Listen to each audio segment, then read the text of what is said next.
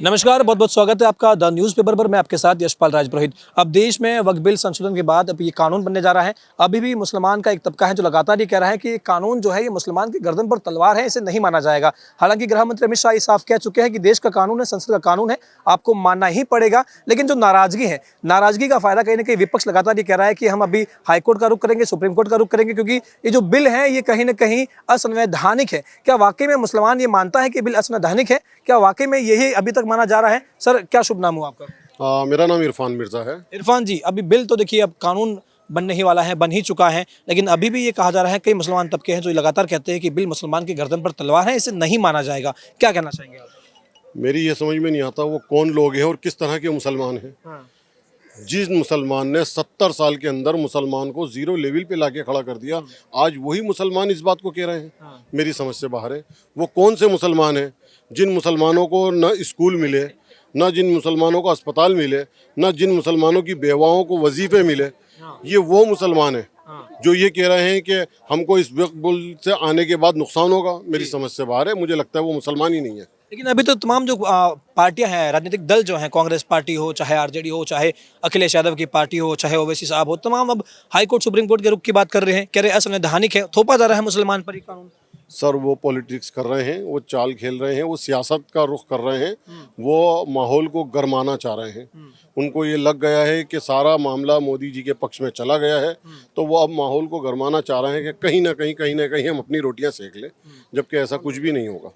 पर नाराजगी है, तभी तो वो कहीं ना कहीं इतना स्ट्रांगली जो है कोर्ट का रुख कर पा रहे हैं कि वो कह रहे हैं कि मुसलमान तबका हमारे साथ में है। वो कह रहे हैं कि थोपा गया है, इसलिए ये मुसलमान की गर्दन पर तलवार है। ओवैसी साहब बार बार कह रहे हैं कि इकट्ठा हो जाइए, आपको प्रदर्शन करना पड़ेगा। मदनी साहब है, वो कह रहे हैं कि देखिए आपका हकूक छीन रहा है, आपका हक छीन रहा है, आपकी ज़मीन, आपकी मस्जिद, आपके कब्रगाहें छीने जा रहे हैं।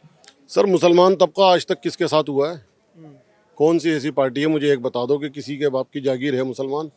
ये किसी के साथ नहीं हुआ है। अगर वो इस तरीके का आवाज़ दे रहे हैं, इस तरीके की वो बात कर रहे हैं, तो बिल्कुल गलत कर रहे हैं। कोई मुसलमान इस तरीके का, यकीनन मुसलमान ने सिर्फ और सिर्फ नरेंद्र मोदी जी का साथ दिया है 2014 के अंदर, जो 14% वोट मुस्लिम का डाला। आप जैसे भाइयों ने ही ये न्यूज़ बताई थी कि इस बार 14% मुस्लिम का वोट डाला है। इसके बाद आप मुझे कोई आंकड़ा उठा के दिखा दीजिए, नीतीश का उनका आंकड़ा उठा के दिखा दीजिए, उन तेजस्वी यादव का कितने % मुसलमान उनका साथ दे रहे हैं। वो सिर्फ एक भ्रम फैला रहे हैं और उस भ्रम से कुछ नहीं होने वाला। आप कह रहे कुछ नहीं होने वाला, लेकिन अगर तेजस्वी यादव ये कह रहे हैं, वो भी आगामी चुनाव है बिहार में, और तमाम अगर वो ये बयान देते हैं कि हमारी सरकार बन गई तो हम इस बिल को फाड़ के कूड़ेदान में डाल देंगे, तो कहीं ना कहीं वो इतना स्ट्रांगली कह रहे हैं, तो इसलिए कह रहे हैं कि भाई मुसलमान समाज उनके साथ में आ जाएगा, वोट बैंक का फायदा होगा, इनकी सपोर्ट है, तभी तो कह पा रहे हैं वो ऐसी बात। नहीं, मुझे नहीं लगता। देखो, इस बारे के अंदर कि कोई सपोर्ट है या कोई कर पाएंगे। एक बार मुलाकात कर लें रामलाल जी से। बिल्कुल। तो झारखंड में भी लगातार ये कहा जा रहा है, वहाँ की हेमंत सोरेन सरकार भी कह रही है कि भाई हम तो लागू नहीं करेंगे इसे, ये मुसलमान के हित में हम सोचते हैं, और हमारे राज्य में तो हम मुसलमान का अहित नहीं करेंगे। देखिए, दिल्ली के अंदर भी बड़ी स्ट्रांगली ये बात बोली जा रही थी, ठीक है ना, कि हम यहाँ पे लागू नहीं होने देंगे। क्या हुआ? आपके सामने ही है जी। इसी तरह यूपी के अंदर भी ये बात बोली जा रही थी। यूपी के अंदर आपके सामने ही है, योगी सरकार बनी है, योगी सरकार ने अमेंडमेंट होते इसको काम शुरू कर दिया है। ठीक है, तो ऐसा कुछ नहीं हो रहा, बातें हैं सिर्फ। एक और सवाल है आपसे मेरा। बार बार यही कहा जाता है, बीजेपी से जब सवाल करते हैं मुसलमान भाई, तो ये कहते हैं कि आपको क्या आवश्यकता पड़ गई कि आप हमारे मजहबी मसले में आप एंटर हो रहे हैं? कांग्रेस ने कुछ नहीं किया, आप भी यथावत जैसा था वैसा के वैसा रहने देते, हमारी कोई आपत्ति नहीं होती। आप क्यों ट्रिपल तलाक में घुस जाते हैं? आप क्यों हमारे वक्फ बोर्ड में घुस जाते हैं? ये नाराजगी है। सर देखिए, एक बहुत कड़वी बात मैं आपको बताने वाला हूँ कि ये कोई ट्रिपल तलाक में नहीं घुस रहे हैं। ये तो हमारा ट्रिपल तलाक का जो मामला मोदी जी ने कहा है, उनका बहुत शुक्रगुजार है कि ये तो हमारा कुरान कहता है। उन्होंने उस कुरान की रो से उसको फॉलो अप करवाया है। कुरान जो कहता है ट्रिपल तलाक के लिए, वो आज हमारी मुस्लिम महिलाएं, मुस्लिम ख्वातीन उस तलाक से कि वो टेलीफोन के ऊपर उन्होंने तलाक दी और वो घर बैठ गई। वो सऊदीया में बैठा हुआ है, नौकरी करने गया, वहाँ पर उसको कोई पसंद आ गई, उसने वहीं से टेलीफोन पे बोल दिया। तो ये वाला कानून कि ऐसा कुछ नहीं होगा। अब उनको जो तक़वियत दी है महिलाओं को, उनको जो मुस्लिम महिलाओं को तक़वियत दी है, वो ट्रिपल तलाक से मिली है। कि ऐसा कुछ नहीं है कि तुम घर बैठे और कहीं से भी फ़ोन पर बोल दोगे तलाक तलाक तलाक, ऐसा नहीं होगा। आपको उसके लिए 3 महीने की इद्दत पूरी करनी पड़ेगी। तो ये मोदी जी ने कानून बनाया। मोदी जी ने जो कानून बनाया वो कुरान की रो से बनाया, शरीयत की रो से बनाया। वो वक्त संशोधन जो है इसे उम्मीद नाम दिया गया है भाजपा की ओर से। मुसलमान कह रहे हैं हमारी उम्मीद पर तो आपने पानी फेर दिया है, हम सड़कों पे आ भी नहीं सकते, क्योंकि आपने सख्त लहजे में कह दिया है कि भाई देश का कानून मानना पड़ेगा, वरना अब यूपी में बार बार कहा जा रहा है कि अगर कोई इसका विरोध कर रहा है तो सीधा उसे नोटिस भेज रहे हैं योगी बाबा। तो कह रहे ये तो डरा रहे हैं क्या भाजपा वाले? सर देखिए, मैं दिल्ली की बात करता हूँ, चूंकि मैं दिल्ली का आदमी हूँ। दिल्ली के अंदर अमानतुल्लाह थे। अमानतुल्लाह ने क्या करा, यहाँ पे जितनी भी वक्फ की प्रॉपर्टीज थी, उन प्रॉपर्टीज की क्या कीमत मिला करती थी, मात्र 200 रुपये महीना। ठीक है जी। उन 200 रुपये महीने से क्या होता था, उन 200 रुपये महीने से महिलाओं को मिलती थी क्या बोलते हैं उसको, बेवा पेंशन। वो बेवा पेंशन मात्र 14-15 लोगों को, 100 लोगों को, 104 लोगों को मिला करती थी। आज ये संशोधन बिल आने के बाद जब हमारी सरकार के पास पैसा आ जाएगा तो ये जाएंगी 14,000 महिलाओं पर। वो 14,000 महिलाएं मुस्लिम्स होंगी, वो 14,000 महिलाएं हिंदू होंगी, सिख होंगी, ईसाई होंगी। जब उनके परिवार के अंदर पैसा जाएगा तो वो अपने बच्चों को शिक्षा दे सकेंगी, वो अपने बच्चों को अच्छा कारोबार दे सकेंगी। देखिए, पैसा ही तो है ना, वो अपने मुल्क के लिए अच्छा कर सकेंगे। जब पैसा आएगा, वो पैसा कहाँ से आएगा, वो पैसा आने का रास्ता यही है। बिल्कुल। तो आपको भरोसा है मोदी जी पर? 100% भरोसा है। और मैं समझता हूं कि उनका बहुत शुक्रगुजार, मुस्लिम जितना उनका शुक्रगुजार करें उतना कम है कि उन्होंने ये बिल लाने के बाद मुसलमानों के हक में बहुत ही अच्छा काम करा है। बिल्कुल। जैसा कि सर कह रहे हैं कि भाई मुसलमान के हक में काम किया है मोदी जी ने, ओवैसी साहब क्यों कह रहे हैं कि मुसलमान के गर्दन पर तलवार है? कांग्रेस पार्टी क्यों कोर्ट का रुख कर रही है? आरजेडी हो गई, अखिलेश यादव की पार्टी हो गई, तमाम लोग ये क्यों कोर्ट का रुख कर रहे हैं? अब मुसलमान का हितैषी कौन है?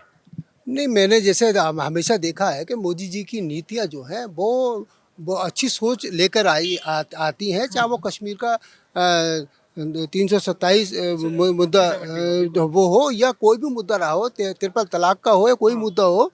तो सारी राजनीतिक पार्टियां जब ये देख रही हैं कि मोदी जी एक समाज के लिए, आम पब्लिक के लिए एक अच्छा मुद्दा ले रहे हैं, अच्छी सोच लेके चल रहे हैं, तो फिर मोदी मोदी मोदी मोदी रह जाएगा तो फिर हमारा वास्ता तो सब खत्म हो जाएगा। तो आखिर अपनी दुकान को जिंदा रखने के लिए उनको कुछ ना कुछ तो ऐसी आवाज़ चाहिए, अपने ऐसी कोई बात चाहिए जो वो समाज में जाकर लोगों को गुमराह करें, लोगों को बलगलाएं। लेकिन मैंने देखा है कि कश्मीर को सोचते थे कि जैसे 327 कश्मीर से हट जाएगी तो शायद कश्मीर में क्या आग लग जाएगी या क्या तेल का मच जाएगा। लेकिन आज कश्मीर में देखो अमन है, चैन है। वो उग्रवादी जो रात दिन हम माइक पे सुनते थे कि हट जाइए, बम फूट जाएगा, ये सब मुद्दे खत्म हो गए। वहाँ से उग्रवादी खत्म हो गया। मैं कहता हूँ पूरे हिंदुस्तान से उग्रवाद खत्म हो गया है। वक्त का जो संशोधन है, मैं ये कहता हूँ बफ के लिए वो ही आवाज़ लगा रहे हैं जिनके नीचे करोड़ों अरबों खरबों की जमीन नीचे दबी हुई है।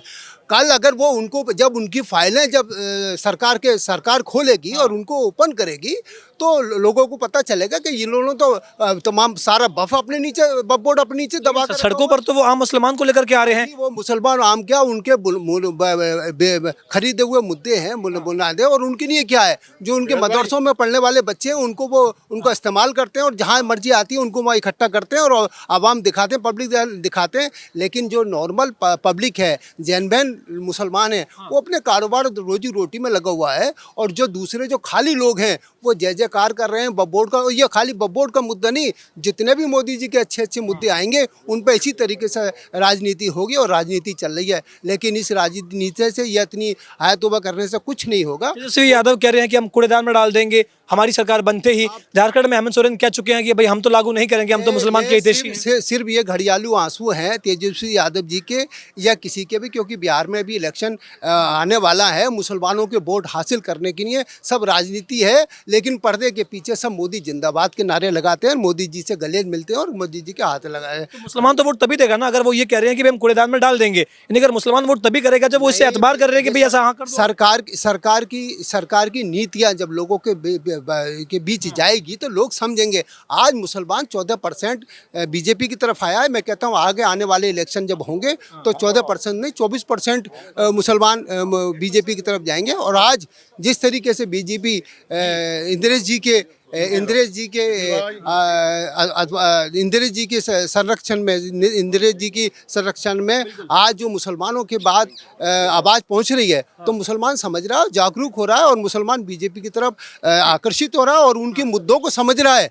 और लोग समझेंगे तो ये सारी बात, ये जो पार्टियां हैं, राजनीतिक पार्टियां अपने घर बैठ जाएंगी आराम से। और मोदी जी की जो नीतियां हैं वो हमेशा जो चल रही थी और चलती रहेंगी। और ये तो कुछ नहीं, बब्बोर्ड से भी बढ़िया बढ़िया मुद्दे मोदी जी की तरफ से आएंगे और वो सरकार को फ़ायदा पहुंचाएंगे और मुसलमान उसकी हिमायत करेंगे और मुसलमान बीजेपी की तरफ जाएंगे, मोदी जी का समर्थन करेंगे, मोदी जिंदाबाद कहेंगे। बिल्कुल बिल्कुल। सर कह रहे हैं कि मोदी जिंदाबाद कहेंगे, लेकिन जो जंतर मंतर पर 17 मार्च को जो प्रदर्शन हुआ था उसमें तो साफ तौर पर नाराजगी दिख रही थी। कहा गया था कि देखिए अब हम क्या करें, मजबूर हैं, सरकार आपकी है, यानी कि मुसलमान एक तबका है जो ये मानता है कि भाई सरकार हमारी सरकार नहीं है, ये भाजपा की सरकार, मोदी सरकार, ये हिंदुओं की सरकार है, ये मुसलमान की सरकार नहीं है। तो बार बार कहते हैं कि भाई आपकी सरकार है, आप कर लीजिए मनमानी अपनी, अमित शाह अपनी मनमानी कर रहे हैं, मोदी अपनी मनमानी कर रहे हैं, वक्फ बिल संशोधन तो तलवार है मुसलमान की गर्दन पे। देखिए, ये उन लोगों के परखंड हैं चलाए जा रहे हैं जिन्होंने 70 सालों से वक्फ बोर्ड पे कब्जा किया हुआ है।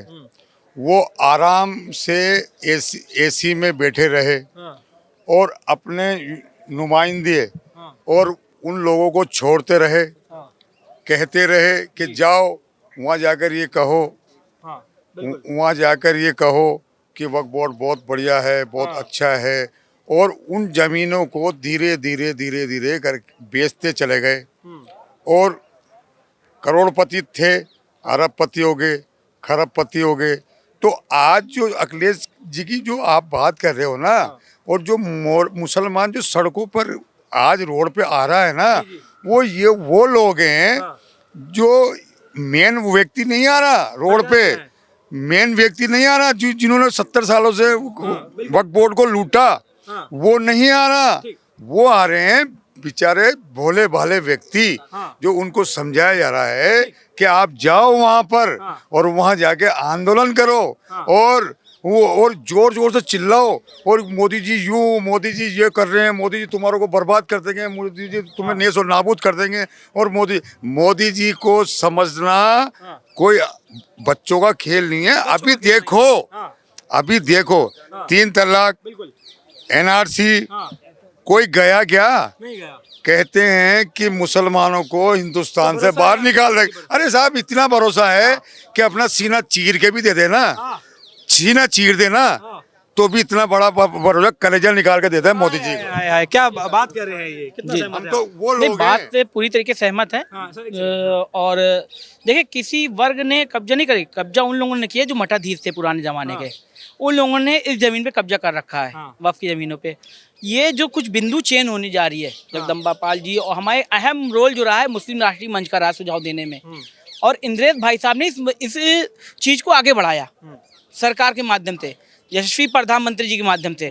तो सरकार इस बिल को लेके आई सांसद भवन में, और फिर वहां से इसको पास किया गया। जो अभी तक जो इस जमीन से जिसको फायदा पहुंचना था उसको नहीं पहुंच रहा है, उसको नहीं पहुंच रहा था अभी तक। लेकिन अब इस बिल पास होने की वजह से जो पिछड़े समाज के मुसलमान हैं, अल्पसंख्यक समाज के मुसलमान हैं, और जो बेवाए हैं, यतीम हैं, उनको सीधा ये लाभ मिलेगा। लेकिन मुसलमानों के बड़े लीडर माने जाते हैं। ओवैसी साहब कहते हैं कि मुसलमान के गर्दन पर तलवार है, वो ऐसा क्यों बोलते हैं? मैं भी तो मुसलमान हूँ, हमारे तो लीडर नहीं है वो, मैं मुसलमान हूँ, ओवैसी साहब मेरे लीडर तो नहीं है। अपने आपको सबसे बड़ा मुसलमान हितैषी कहते हैं। हम लोग राष्ट्रवादी मुसलमान हैं, जो देश के लिए काम करेगा मुसलमान उसके साथ चल रहा है। ओवैसी नहीं राष्ट्रवादी मुसलमान कहाँ से हो गए? वो एक तरफा बात करते हैं, वो सबका साथ लेके चले ना सब। ओवैसी जी हिंदू भाई को भी लेके चले अपने साथ। कह रहे मुसलमान का तो मैं ही हूँ सबसे बड़ा लीडर। ऐसा कैसे होता है? मैं भी मुसलमान का लीडर तो हूँ, मैं भी तो मैं क्यों मानूंगा? मैं भी तो मुसलमान हूँ, मैं भी तो लीडर हूँ अपने क्षेत्र का, अपने मुसलमान भाइयों का, मैं भी तो लीडर हूँ। जंतर मंत्र पे इकट्ठा करने का काम तो ओवैसी कर रहे हैं कि भाई आ जाइए, आ जाइए। उनके एक आवाज पर भीड़ आ रही है। अरे तो भाई उनके साथ कौन है? उन्हीं के तरीके के लोग हैं, उन्हीं के तरीके के लोग। कोई राष्ट्रवादी मुसलमान दिखा क्या उनके साथ? यहाँ तो मंच के साथ और ये बिल के साथ राष्ट्रवादी मुसलमान है, जो देश को लेके बहुत आगे तक जाने वाला है, अभी देश को बहुत शिखर तक लेके पहुंचाएगा भी। कह रहे कानून नहीं मानेंगे, कई लोग कह रहे कानून मानेंगे नहीं। भाई आप अपनी मर्जी से चलोगे? ये मादरे वतन हिंदुस्तान है, हर चीज का एक कानून होता है, नियम होता है। आप किसी चीज को लेके जाओगे तो कानून की बात करोगे कि मुसलमान को ये कानून मिलना चाहिए, ये तलाक, ये में कानून होना चाहिए, इसमें तालु। अब हर चीज में आप कानून तो मानना पड़ेगा ना आपको। अभी कोई बात होती है तो आप पुलिस के पास जाते हो ना, कोई ये फला सेक्शन में ये कानून लिखा है, लेकिन कह रहे थोपा गया है, कई मुसलमान लीडर वगैरह थोपा गया है मुसलमान। हमारे ऊपर तो नहीं थोपा गया। कांग्रेस पार्टी कह रही है, आरजेडी कह रही है, सपा कह रही है। में ये बात उठा रही है कि आपकी मस्जिद छिन जाएगी, मदरसे छिन जाएंगे, मदारिस छिन जाएंगी, और कब्रिस्तान में दफनाने नहीं देंगे। हम तो नमाज पढ़ के आ रहे हैं, हमें तो किसी ने नहीं रोका नमाज पढ़ने से, हमें तो दरगाह पे जाने से किसी ने रोका। ऐसा कि मस्जिदें खतरे में है, ये खतरे में है, वो खतरे में है। ये सब वोट बैंक की बात है भाई, उनका वोट बैंक खिसक रहा है, वो वोट बैंक अपना इकट्ठा कर रहे हैं। आप ऐसे समझो बस, कांग्रेस अपना वोट बैंक और अखिलेश जी अपना वोट बैंक इकट्ठा करने में लगे हैं। तेजस्वी यादव कह रहे हैं कि हम कचरे के डिब्बे में डाल देंगे, अगर हमारी सरकार बन गई बिहार में तो ये बिल कचरे के डिब्बे में जाएगा। अरे उनके कहने से क्या होता है, वो करके दिखा देते तो हम जान जाते। अभी वो क्यों नहीं बोले हाँ। क्यों लॉलीपॉप दे रहे थे इतने दिन से? वो सरकार बन जाएगी फिर दिखाएंगे हम। जो अब तो सरकार जब बन जाएगी, मतलब जब आप पहले तेज पत्ता डाल दोगे, हम लोग खाने आ जाएंगे बिरयानी, तो फिर कहोगे अब हो गया काम, खत्म हो गया। क्या बात कर रहे हो भाई, आप भी ऐसी बात करोगे कचरे डिब्बे में डाल देंगे? वो अभी करके दिखाए ना, कचरे के डिब्बे में अभी डाल के दिखाए सांसद भवन में, तब मैं मानूं उनको, तेजस्वी यादव जी को। बस सबको मुसलमान का वोट चाहिए किसी तरीके से। अखिलेश जी मुसलमान तो आंख में पट्टी बांध के उनको वोट दे रहा है इतने दिन से। क्या कर डाला उन्होंने, क्या कर डाला? आप बता दो, उन्होंने क्या किया आपने मुसलमानों के लेकिन फिर लिए? भी जो जंतर मंतर पे इकट्ठा हो रहे हैं वो तो हाय तौबा कर रहे हैं कि हमारी मस्जिद खतरे में, हमारा मुसलमान दोयम दर्जे का नागरिक बन जाएगा भारत में। मैं खुद ही मस्जिद की देख रेख करता हूँ, कहाँ से मस्जिद खतरे में है भाई? क्यों अफवाह फैला रहे हैं लोग? क्यों जो कम पढ़े लिखे लोग उनको क्यों डराना चाह रहे हो भाई? क्यों इस भाषा का प्रयोग कर रहे हो? आप कुछ बिंदु है ना उसको समझाओ कि बिंदु चेंज हो रही है। आप सीधा मना कर दे रहे हो कि नमाज नहीं पढ़ने देंगे। कौन आपसे हक छीन लेगा भाई? कौन हमसे हमारा हक छीन लेगा? क्यों आप डरवा रहे हो? तो भड़काया जा रहा है क्या मुसलमान को? बिल्कुल, अब ये एकदम सही बात है, भड़काया जा रहा है, बरगलाया जा रहा है, ये बरगलाया जा रहा है कि रोड पे जनता आ जाए, आह्वान कर दे। इससे क्या होगा, देश पीछे चला जाएगा और फिर ये थोप देंगे इधर हिंदू मुसलमान दंगे हैं। बस यही होना ही होना चाहता है, यही कराना चाहती है। ऐसा कुछ नहीं होना, ये भलाई के लिए पास हो रहा है, इसको पास हो जाने दो आराम से। मोदी जी पर कितना एतबार है कि वो जो कह रहे हैं कि गरीब और यतीम मुसलमान को इससे बहुत बड़ा फायदा होने वाला है, कॉलेज स्कूल हॉस्पिटल बनने वाले हैं। प्रधानमंत्री जी पूरे देश के प्रधानमंत्री हैं, वो हमारे भी प्रधानमंत्री हैं, सब समाज के सब धर्म के प्रधानमंत्री हैं। उनको सबकी फिक्र है, सबकी चिंता है, क्योंकि सब भारतवासी हैं, कोई अलग से देश से हम नहीं आए, हम भी भारत के हैं, तो उनको हमारी भी चिंता है, तो हमारे साथ भी न्याय करेंगे। यहाँ पर हम दिल्ली में खड़े अमनतुल्ला खान बार बार कहते हैं कि भाई साहब मुसलमान जो है इकट्ठा होना पड़ेगा, आपकी जमीनें खतरे में। मतलब क्या यही सब ठेका ले लिए हैं क्या मुसलमानों के? मतलब पूरा ठेकेदार बन गए हैं क्या? मतलब पूरे ठेकेदार बन गए मुसलमान के कि हम इनके ठेकेदार, हम इनके ठेकेदार, इनके ठेकेदार। अरे कुछ करके भी तो दिखाओ भैया। ठेकेदार होता तो करके दिखाता, ठेका गली बना के दिखाता है ठेकेदार। कह रहे हमारा मजहबी मसला था, बीजेपी को कहाँ इसमें घुसना था, मोदी जी को क्यों घुसना था? भाई आपने शुरू से ऐसा क्यों नहीं किया? शुरू से कहीं ना कहीं कमी रखी थी, तभी तो आज संशोधन हो रहा है ये। क्यों नहीं शुरू से आपने, जब आपकी सरकार थी, आपने क्यों नहीं संशोधन किया इस पे? आप भी कर सकते थे, लेकिन आपने नहीं किया। आप ही के लोग उसमें ज्यादा हैं, तो आपको खलबली मच रही है, आपके हाथ से सब चीज जाता दिखाई दे रहा है, तो आप ये काम कर रहे हो। क्या नाम हो आपका? मेरा नाम मोहम्मद कमर चौधरी। कमर चौधरी जी, क्या कहना चाहेंगे आप? बिल तो अब कानून का रूप लेने वाला है और अभी भी एक तबका कहता है कि कानून नहीं मानेंगे, ये मुसलमान पे थोपा गया है। मैं ऐसे कानून की स्वागत करता हूं, और ये कोई भी बिल थोपा नहीं गया है। जो धन्ना सेठ थे, जो धन्ना सेठ बफ्का प्रॉपर्टी दावे हुए थे, आज इस कानून से निकलेगा और वो गरीबों के काम आएगा। काम आएगा, भरोसा है मोदी जी पर? बिल्कुल मोदी जी पे पूरा भरोसा है, क्योंकि मोदी जी एक के ही नहीं, सभी के ही प्रधानमंत्री हैं। वो भारत के प्रधानमंत्री हैं। हम सनातनी मुसलमान हैं, हम विदेशी मुसलमान नहीं हैं। हम हिंदुस्तान में पैदा हुए हैं, हमारे बुजुर्ग हिंदुस्तान में पैदा हुए हैं, तो इसलिए हमें पूरा भरोसा है वो सबके प्रधानमंत्री हैं। हाईकोर्ट वगैरह जा रहे हैं कांग्रेस और ये सब, ये जाने दीजिएगा। इससे क्या होगा? कौन जा रहा है? जो अपनी रोटी सेकने वाले हैं वो ही जा रहे हैं, लेकिन जो पक्के राष्ट्रवादी हैं वो बिल का स्वागत कर रहे हैं। और आज ये यहाँ आप भीड़ भी देख रहे हैं कि सत्यग्रह मंडप पे कितनी भीड़ है। ये सब राष्ट्रवादी मुसलमान हैं, जो आज हम यहाँ सत्यग्रह मंडप पे खड़े हुए हैं। बिल्कुल। क्या नाम हो आपका? सलीम नाम है, श्री गंगानगर से। सलीम भाई, क्या कहना चाहेंगे? अब कानून का रूप ले लेगा ये बिल, एक तबके में अभी भी नाराजगी है कि थोपा गया है मुसलमान। कौन कह रहा है नाराजगी है? नाम बताइए ना। ओवैसी साहब तो कहते हैं भाई तलवार है मुसलमान के गर्दन पर। कौन है वैसी?